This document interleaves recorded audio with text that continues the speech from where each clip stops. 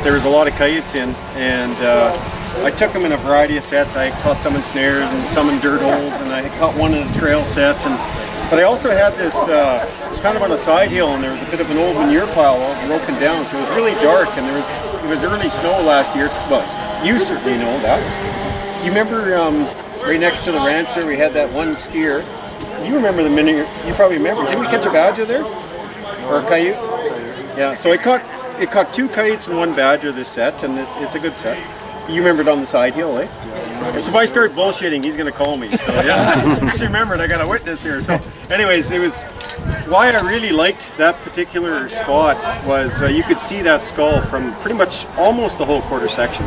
Maybe not quite all, but you know, coyotes hunt by sight as much as they do by their nose, right? And everyone knows about the nose, but underestimates the sight.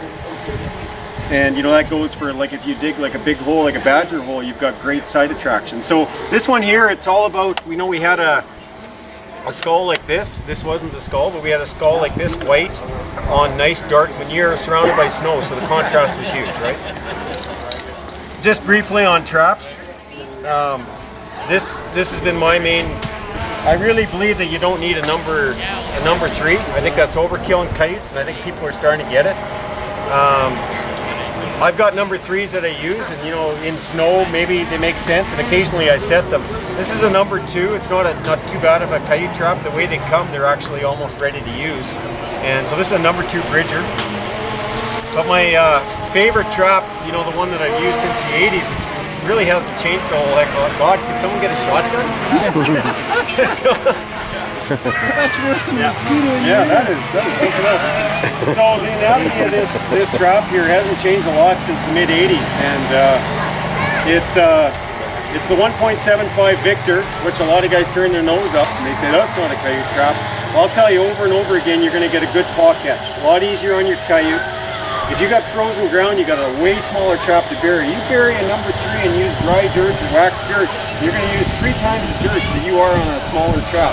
Okay, so that in itself is worth a lot. Coyote after coyote, nice paw catch. I know I'm kind of, you know, it's almost like preaching to you guys, but that's how much I believe it. The big change from the 80s is we got these shock absorbers now, and these are huge. You know, I put them on all of my traps with the exception of a short chain trap that I'm using a disposable stake. Today I'm going to use a rebar stake. But I don't want you guys to mix up the fact that you would never use a short chain on a rebar stake, a single stake. If you're going to use a short chain like this, it's got to be a cable stake or disposable, or you're going to have the double stake thing with the swivel, right? You're never ever going to use this with this. Okay, we don't want the kite to pump the stake. Now because it's a long chain and it's got the shock absorber, my chances are slim to none that I'm going to lose a kite. And I've caught enough to know that, okay? The other thing is we got badgers in the country. The longer chain is actually good because the badger goes out here and digs out here away from the stake. He'll always throw up his dirt to the middle.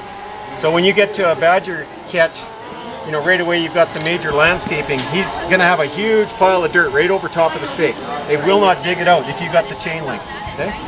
So if I'm fearful of a badger, I'm always going to have a longer chain.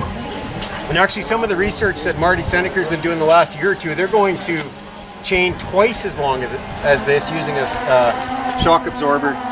And he says the coyotes don't fight near as much. They've got that room to maneuver, and it's working out rather well. So on this set here, the focal point is going to be the nose of the skull. So we're just going to dig it deep enough. Gotta make sure I don't got plumber's bum going out there.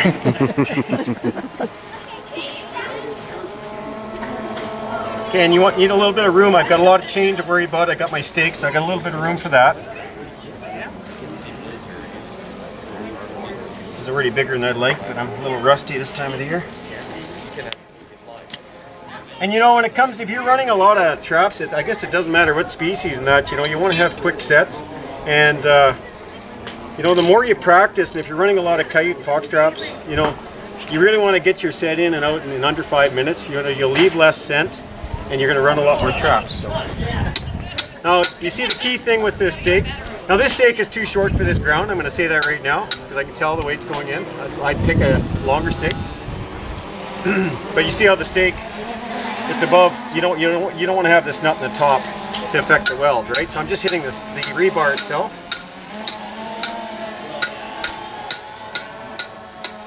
Now some of this is pretty basic, but I'm just talking like you guys have never seen a coyote set before. You see how I haven't taken the stake all the way to the bottom? The lap link is going around. Now a lot of my traps have what they call the stake swivel, which is another good innovation, which has been around for, I don't know, maybe 10 years or more. But it's round and it's got a swivel right there. Now that's certainly it's probably better than this lap link for sure, but the lap links work good. I mean, they swivel really nicely around here as well, right? That's what you want, is the kite to go round and around. Hit the end of the chain, the shock absorber takes care. You can't have too many swivels, and almost, most of them are coming base plated. I took my 175s and base plated them all a few years ago, and that's just to get that, the center pull here.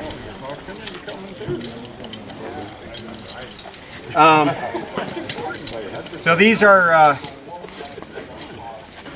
all hair trigger. I mean, these posi trips are good on the bigger traps, but this seems to do really good. Now, I'm using this foam here now. This is pretty good in early winter, late fall, but when you start getting into wet conditions, these can actually absorb moisture and start freezing. So it's not my choice when I go into rough weather, but it's certainly a good one for the early season.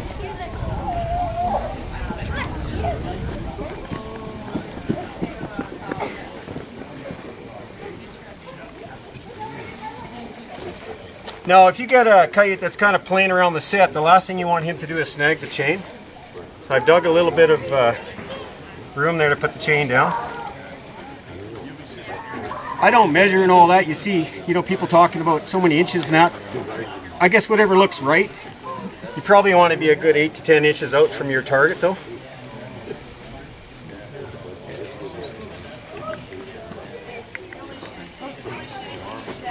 This is beautiful dirt to work in.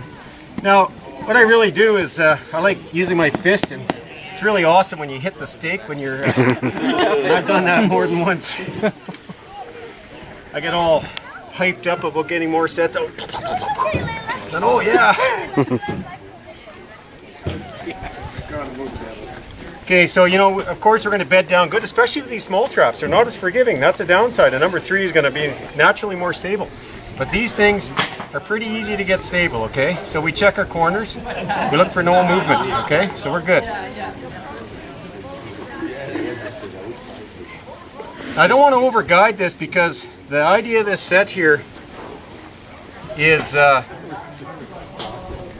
when I'm done, this set that you would have seen, Rick, just had glandler on the nose. There was no urine or anything else. It was straight glandler under the nose here.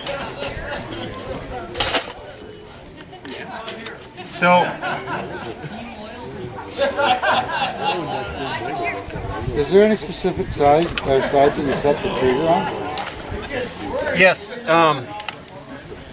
because I'm expecting the coyote to either come in like this, around this little guide here, so it's kind of that V idea, or to come walking through. Like, he's really going to be interested in here, right? The only way he can sniff this, obviously back here he can't do it, he's got to come around the front. That's the beauty of this set, is because the smell is under here, he can't get to it. All of his focus has to be working at the front, right? That's why I don't have to use a lot of stepping guides, because all the focus is one spot. You put something in there, or Where? where it's going to focus on? Here, yes, there's glandler under there. Okay. Yeah. And I mean, you could use some coyote urine too, but sometimes less. Sometimes less is better. Especially if you've got, we had in that field, there was quite a few other sets going on. All the sets were pretty much different. There were some snares and different things going on. You can use real subtle guides like that as well. And as long as you're natural. Hey, if there's too much dirt on top and the set doesn't go off. You're right, yeah. You're 100% right, yeah. And that's really important when you start getting frozen conditions. You've really got to cut your dirt down to to the minimum amount so that the jaws can actually come through if it's partially frozen.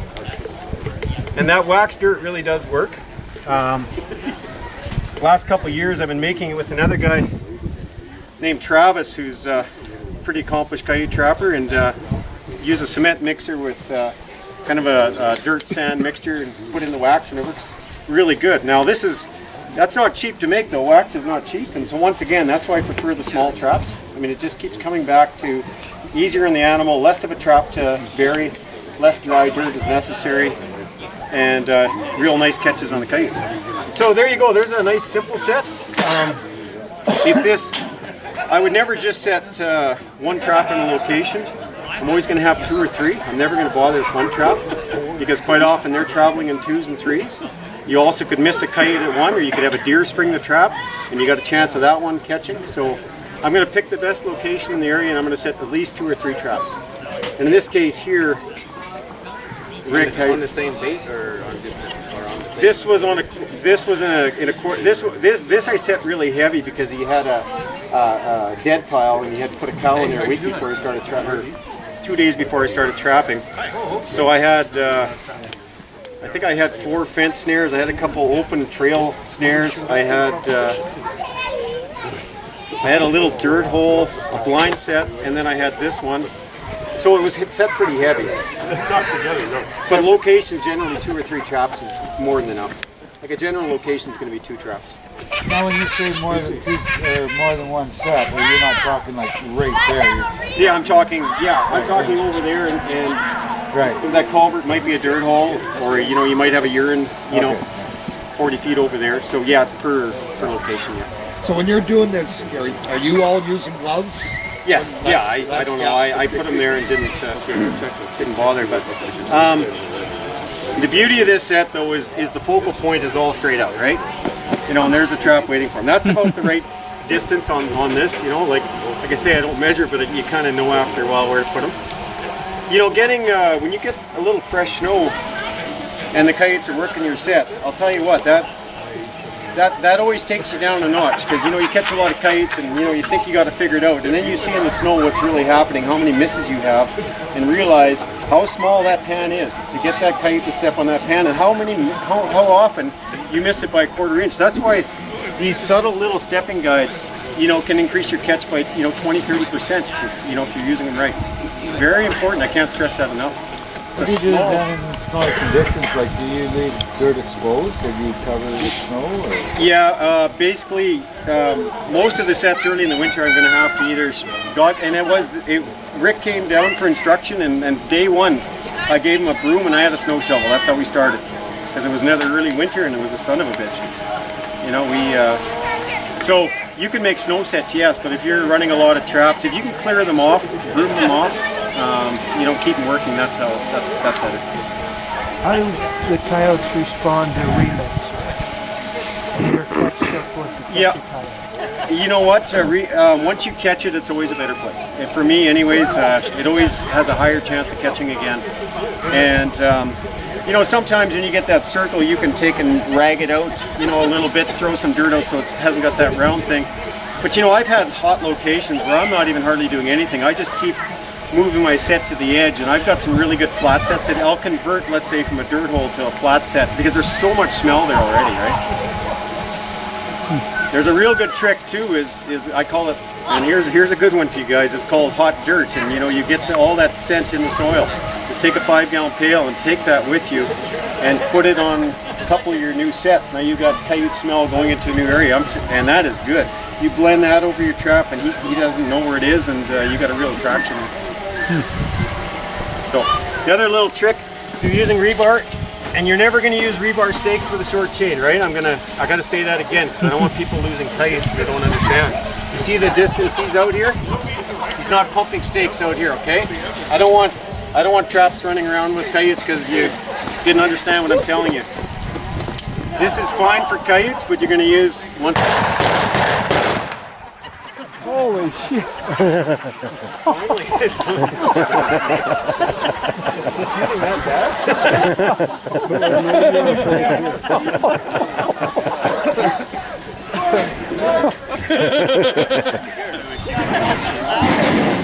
So here's the trick for rebar stakes, guys. Maybe most of you guys know this. You have your vice grip set. This is really important in frozen ground, or you'll be tugging on this and you'll be hurting your back by the end of the day. If you got a lot of traps to pull, you just take and spin them. You know, unless they're really frozen down, you can usually break them. And then just grab them like this and just work it out. A lot easier on you. There's also, I've got this chain puller thing that you put down. You know, it's kind of keyed and you hook it on. But I mean, most cases, this is all you need. Is there any benefit in doubling up on traps and that's it? No. The only time I double up on traps is when I have a digger and I really want to take them out. Because putting a second trap, number one, you're going to have, unless you really set them carefully, you're going to have them tangled up. That's the first problem. The second thing is you're using 2 traps when you can probably catch most with 1. But if I got the digger, and I get them every year where I'm not prepared to give up on that location, it's too early. Like if I've already taken, let's say 3 kites, and the 4th one that comes in is a digger, I might just say screw it and pull it, because you know, the economics aren't there, because he can truly screw with you for a while. But if you want to keep that location, you keep your trap. I mean, sometimes you can keep just the smallest part exposed. Generally, you just keep it where it is, and you set another one back, stretch out your chain. With the long chain, it's hard to stop the tangling. That's the problem with 2 traps. It's much better to take your second trap and do another set. So basically, just diggers is when I would set a second. Anything else? What else do you use under your pan other than foam mats for conditions? Yeah, there's this polyfill stuff that'll work under there. You can also put like some guys will use canvas. I've used wax paper over top. I've caught a lot of kites with nothing underneath because I mean they're on hair trigger. So really, what's the chances that there's enough dirt? It'd have to almost be a rock to stop. You see how that's filed right down? There's nothing there, right? So I've caught a lot of kites with nothing under there, and that's probably safer bet when you're going into early winter and wetter conditions and melting snow and rain. You don't necessarily even need anything there. Yeah. But this is a good little trick, you know, for late fall for sure. And obviously when you do it, well, it's more just to keep the stuff from getting underneath and stop it from firing. Yeah. But you know, if you got a real finicky trap, it will hold it up enough that it doesn't fire. Like if it's really, if the hair trigger is maybe worn down a bit, it'll actually be your saving grace sometimes. And also, how long?